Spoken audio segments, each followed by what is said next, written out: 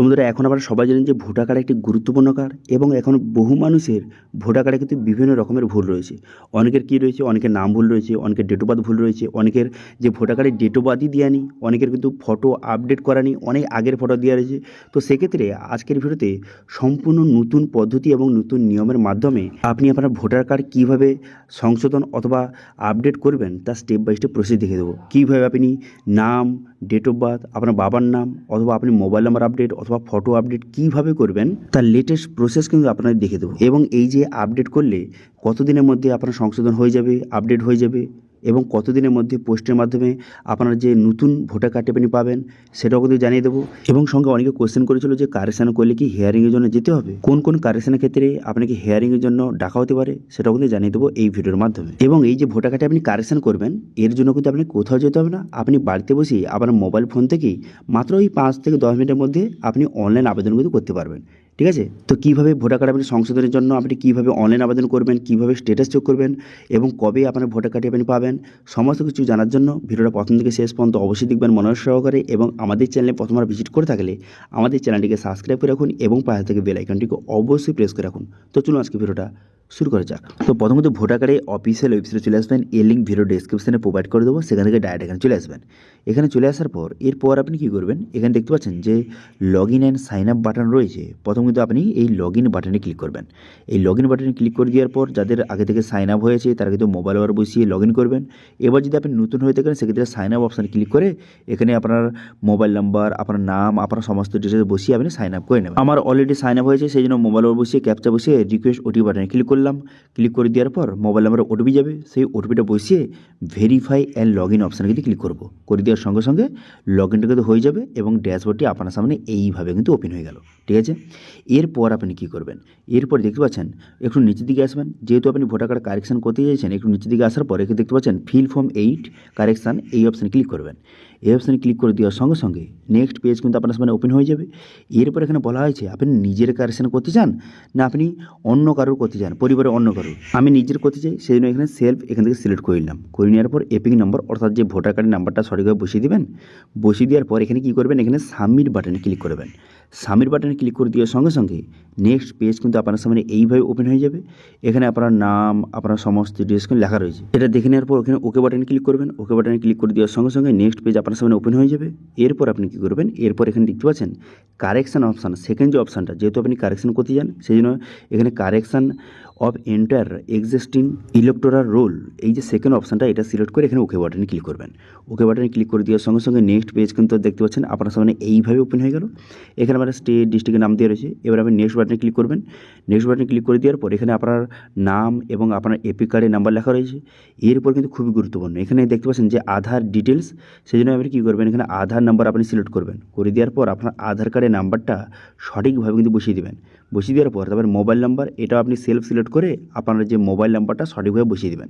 ঠিক আছে, এবার যদি আপনার ইমেল আইডি থেকে দেখে সেক্ষেত্রে সেলফ সিলেক্ট করে আপনার ইমেল আইডিটা সঠিকভাবে বসিয়ে দেওয়ার পর তারপর আপনি কী করবেন, এখানে নেক্সট বাটনে ক্লিক করবেন।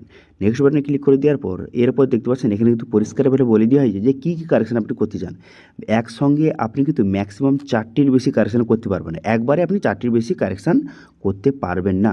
তো সেক্ষেত্রে 4টি কারেকশান করা যাবে, যে কোনো 4টি।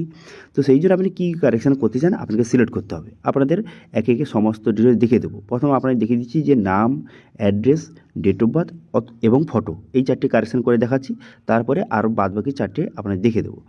প্রথম দেখতে পাচ্ছেন যদি আপনি নাম, address, date of birth, photo আপনি যে আপডেট বা কারেকশান করতে চান সেক্ষেত্রে কী করবেন, যদি আপনি নাম কারেকশান করতে চান সেক্ষেত্রে এখানে ফার্স্ট নেম এখানে সঠিক বসিয়ে দেবেন, যেই নামটা হবে, এবং লাস্ট নেমটা বসিয়ে দেবেন, যেই নামটা হবে সঠিক নামটা সেটা বসিয়ে দেবেন।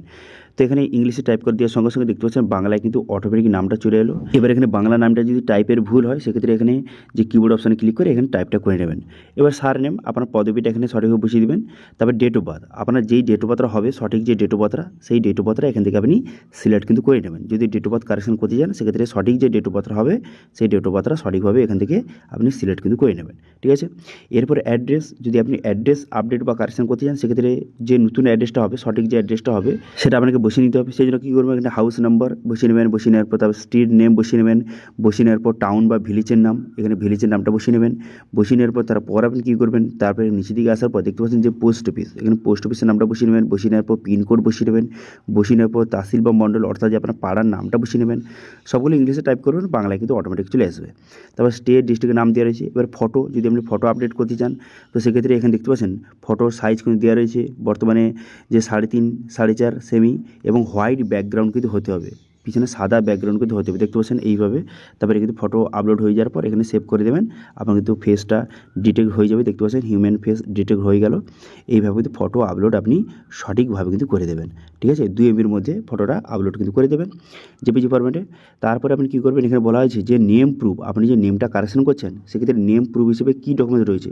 দেখুন এখানে যদি আপনি আধার কার্ড সিলেক্ট করেন সেক্ষেত্রে নাও কিন্তু হতে পারে, অনেকের কিন্তু আধার কার্ড সিলেক্ট করলে রিজেক্ট হয়ে যাচ্ছে। সেক্ষেত্রে আপনি কী করবেন, সেক্ষেত্রে হয় আপনি যে আপনার বার্থ সার্টিফিকেট, জন্ম সার্টিফিকেট দিতে পারেন, অথবা যে আপনার মাধ্যমিকের যদি সার্টিফিকেট থেকে থাকে সেটা দিলে কিন্তু খুব সহজেই আপনার নামটা আপডেট বা কারেকশান কিন্তু হয়ে যাবে, ঠিক আছে। তো সেক্ষেত্রে সেটা আপনি সিলেক্ট করবেন, করে দেওয়ার পর আপলোড করে দেবেন 2 MBর মধ্যে পিডিএফ ফরম্যাটে।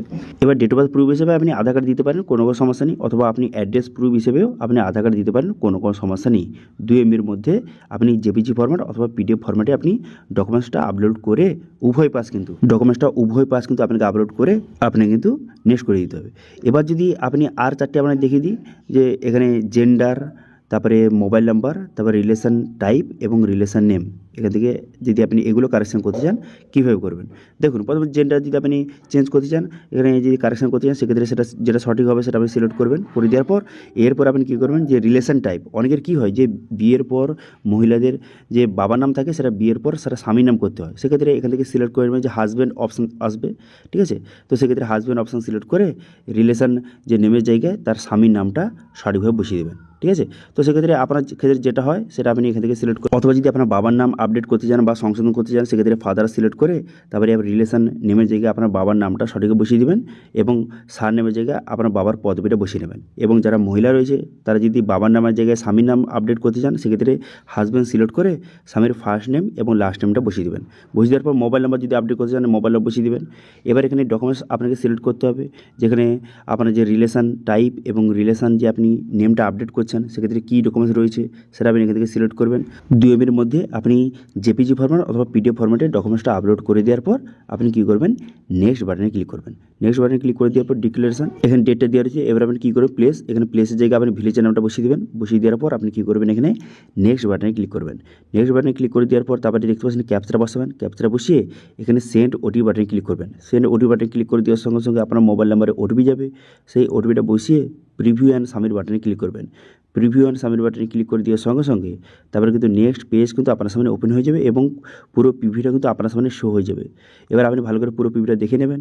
এবার সব কিছু ঠিকঠাক থেকে থাকলে আপনি কী করবেন, এখানে ই সাইন অ্যান্ড সাবমিট বাটনে ক্লিক করবেন। এবার যদি কোনো কারণে কোনো বাই মিস্টেক ভুল হয়ে থাকে সেক্ষেত্রে কিপ এডিটিং অপশানে ক্লিক করে আপনি কিন্তু এডিটটা করে নেবেন। আমার সব কিছু ঠিকঠাক রয়েছে সেই জন্য কিন্তু ই সাইন অ্যান্ড সাবমিট বাটনে ক্লিক করে দেওয়ার সঙ্গে সঙ্গে সরাসরি কিন্তু আধার অথেন্টিকেশন পেজে কিন্তু আপনাকে নিয়ে চলে যাবে। তারপরে আপনি কী করবেন, এখানে আধার নাম্বার বসাবেন। আধার নাম্বার বসিয়ে আধার ওটিপি এখান থেকে সিলেক্ট করবেন। করে দেওয়ার পর গেট ওটিপি বাটনে ক্লিক করবেন। গেট ওটিপি বাটনে ক্লিক করে দেওয়ার সঙ্গে সঙ্গে আধার কার্ডের সঙ্গে যেই মোবাইল নাম্বার লিঙ্ক রয়েছে মোবাইলে ওটিপি যাবে। সেই ওটিপিটা বসিয়ে টার্মস কন্ডিশন ঠিক চিহ্ন মেরে এখানে সাবমিট বাটনে ক্লিক করবেন। সাবমিট বাটনে ক্লিক করে দেওয়ার সঙ্গে সঙ্গে আপনার অ্যাপ্লিকেশনটা সাকসেসফুলি সাবমিট হয়ে গেল এবং একটি রেফারেন্স আইডি নম্বর আপনাকে প্রোভাইড করলো। এই নাম্বারটা দিয়ে আপনি পরবর্তী সময়ে স্ট্যাটাস কিন্তু আপনি চেক করতে পারবেন। স্ট্যাটাস চেক করার জন্য আপনি কী করবেন, হোম পেজ চলে আসবেন। হোম পেজ চলে আসার পর এখানে ট্র্যাক অ্যাপ্লিকেশন স্ট্যাটাস এই অপশানে ক্লিক করবেন। এই ট্র্যাক অ্যাপ্লিকেশন স্ট্যাটাস এই অপশানে ক্লিক করে দেওয়ার সঙ্গে সঙ্গে নেক্সট পেজ কিন্তু আপনার সামনে ওপেন হয়ে যাবে। এরপরে যেই রেফারেন্স আইডি নাম্বারটা আপনাকে প্রোভাইড করেছিল সেটা বসিয়ে সাবমিট বাটনে ক্লিক করবেন। সাবমিট বাটনে ক্লিক করে দেওয়ার সঙ্গে সঙ্গে প্রথম কিন্তু সাবমিট অবস্থা থাকবে। তারপরে কতদিন সময় লাগবে, এই মোটামুটি 10 থেকে 15 দিনের মধ্যে এখানে কিন্তু যে কারেন্ট স্ট্যাটাস এখানে কিন্তু এনরোল আপডেট দেখাবে। যখনই এনরোল আপডেট দেখাবে তখন আপনি বুঝতে পারবেন যে আপনার কারেকশানটা কিন্তু হয়ে গেছে। আচ্ছা, এখানে অনেক কোয়েশ্চেন থাকতে পারে যে এখানে কারেকশান করলে কি হিয়ারিংয়ের জন্য যে ডাকা হতে পারে।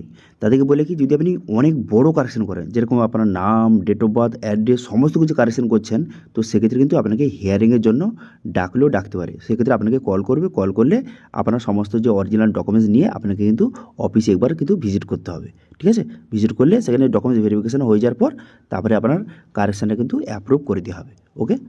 তারপর সেটা চেক করার জন্য আপনি কিন্তু ই এপিক ডাউনলোড এই অপশানে ক্লিক করে আপনি ভোটার কার্ডটি ডাউনলোড করে চেক করে নিতে পারবেন যেই কারেকশানটা বা যেই আপডেটটা আপনি করেছেন সেটা হয়েছে কিনা, ঠিক আছে, সেটা আপনি চেক করে নেবেন।